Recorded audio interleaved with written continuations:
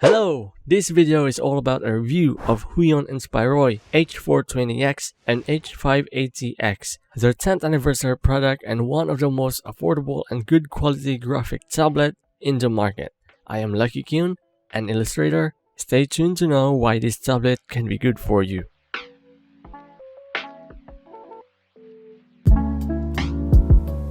Okay, now I'll be showing you what's inside the box of H420x.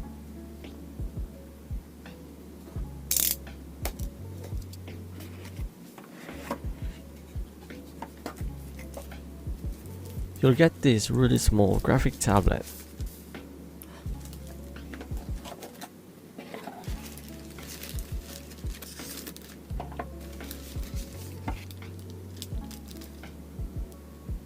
USB Type-C OTG adapter, USB Type-C cable for your tablet, 8 pieces of PN04 pen nibs, and a clip for your nibs,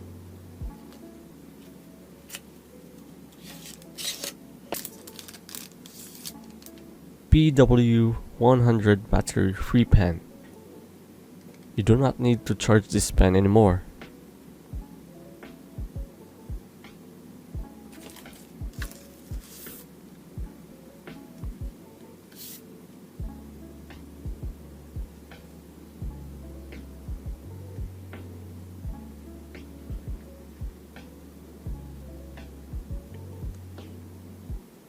As for the H580x, you'll get this similar item with some little add-ons.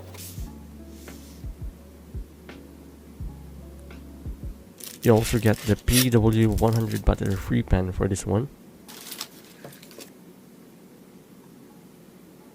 You'll now get this pen stand and can also be a container for your pen nibs. Instead of one, you'll get two OTG adapter, USB Type-C and USB Micro B. And of course this medium-sized tablet.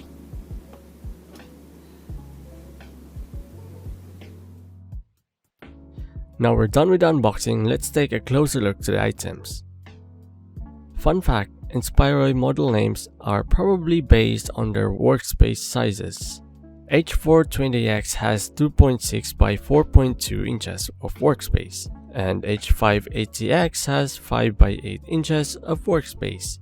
And the other large one, which is not being included in this video, the H610x has 6.25 by 10 inches of workspace. Okay, these adapters can be useful for your Android phones. H580x provided a USB Micro B for older phones, but most technology today uses USB Type-C. But who knows, you might need the Micro B in some time. There is no pen clip included in H580x, but there's a nib remover inside the stand. H420x tab is really small. It has the same length of the pen and no express keys included on the tab. H580x tab is the medium-sized tablet, the perfect one for me when it comes to graphic tablets. It doesn't take too much space and also includes express keys for app shortcuts. The body quality of both tablets is maybe cheap. The plastic kind of feels cheap and feels lighter than other tablets, though it is understandable since it is affordable. But how about the performance? We'll see how it works later. And the pen is very light and probably a cheaper material of plastic as well, so I do recommend to take care of it. So overall, the body quality of both tablets are fine. I mean, I'm not really that picky when it comes to it. As long as it can perform well and we can work comfortably with it, that is good enough. So now, before we proceed to the performance, let's check out the driver first. Now, the driver application design is looking actually good. As of today, different tablet models has similar driver version, but just to make sure, search the tablet model you have and get the latest release. And if the driver detects the tablet, it will be shown here. Now you can set the screen ratio here.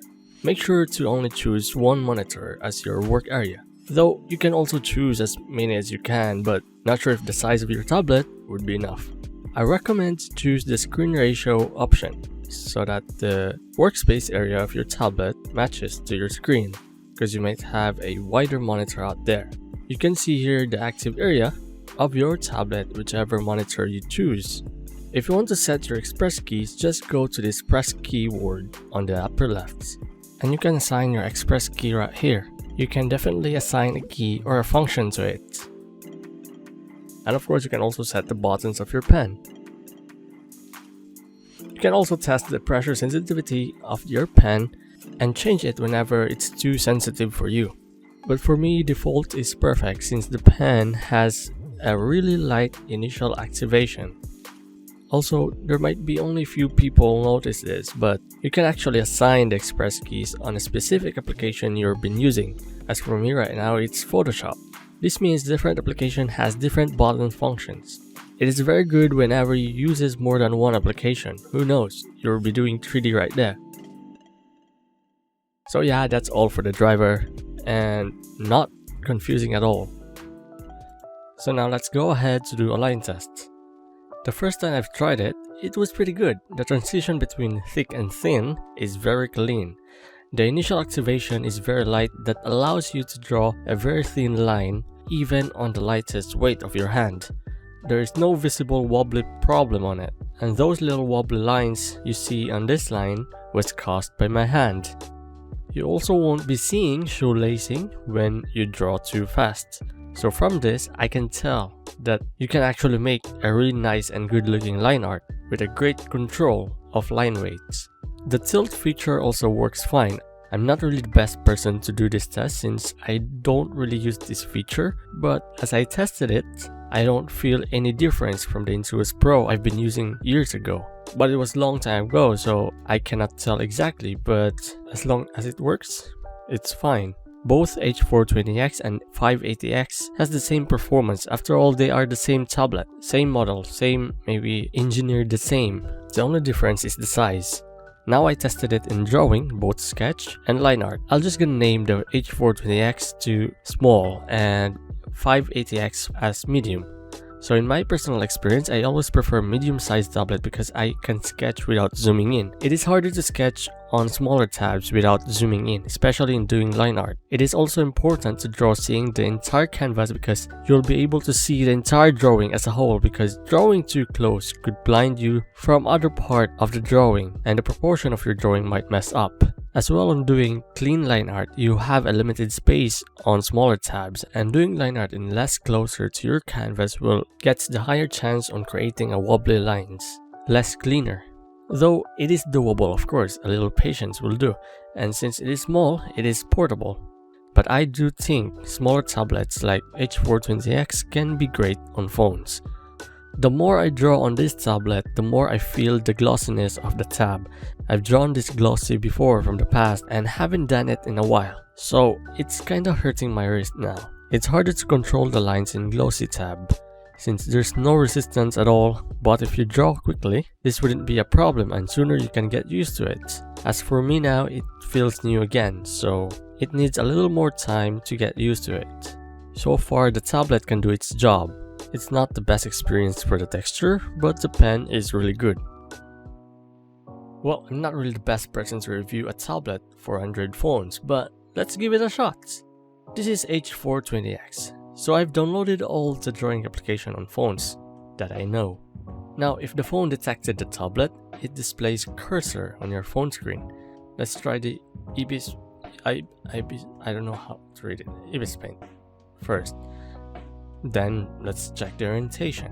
Well, the good thing here is that the tablet automatically adjusts its workspace based on the aspect ratio of your phone, which is pretty nice, which is something I like about HUION on Android support. The good thing about it is when you draw a circle, it won't turn into ellipse. Well, sure, you can get used to it if that happens, but it still feels weird when you transfer back and forth to your PC. If ever your reason for this tablet is for portability. XP Pen doesn't really do that currently, and I hope they will in the future. So, the pen button, the top button, allows you to switch pen and eraser as default, and the bottom one is undo. For the experience in drawing, it was surprisingly smooth, like I was just drawing in the computer. But too bad, I don't know much about the phone applications like this, so not sure where to go whenever I need some feature or some things. So you'll probably gonna see me scribbling around. So I've tested it in different applications and it seems the Medibank Paint doesn't support tablet pen pressure. Not really sure about that, but that's what I experienced.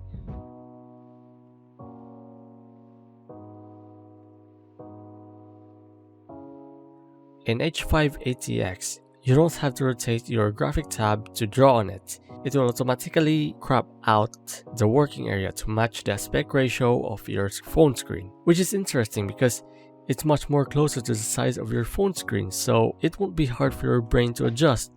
When zooming in and out, you have to get off your pen out of the tablet, or else it won't work.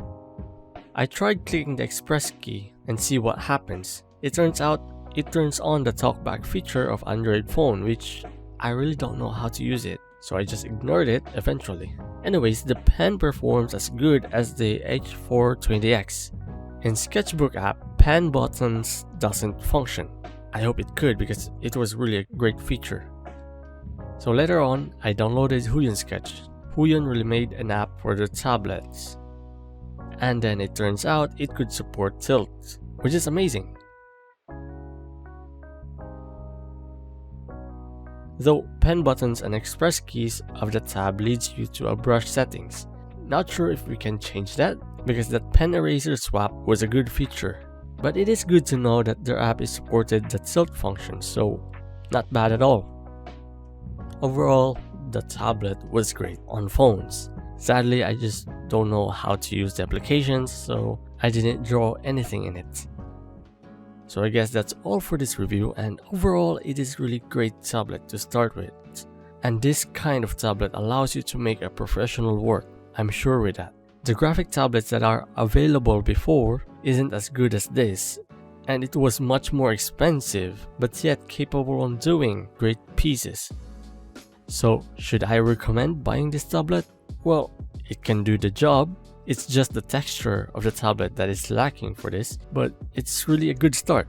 I think the 8K pressure sensitivity is becoming a default today, so yeah, I don't see anything wrong on buying it. So what do you think about this tablet? Are you planning to buy a new graphic tab or maybe give it to somebody? Let me know down in the comments below and hope you're having a good day. See ya!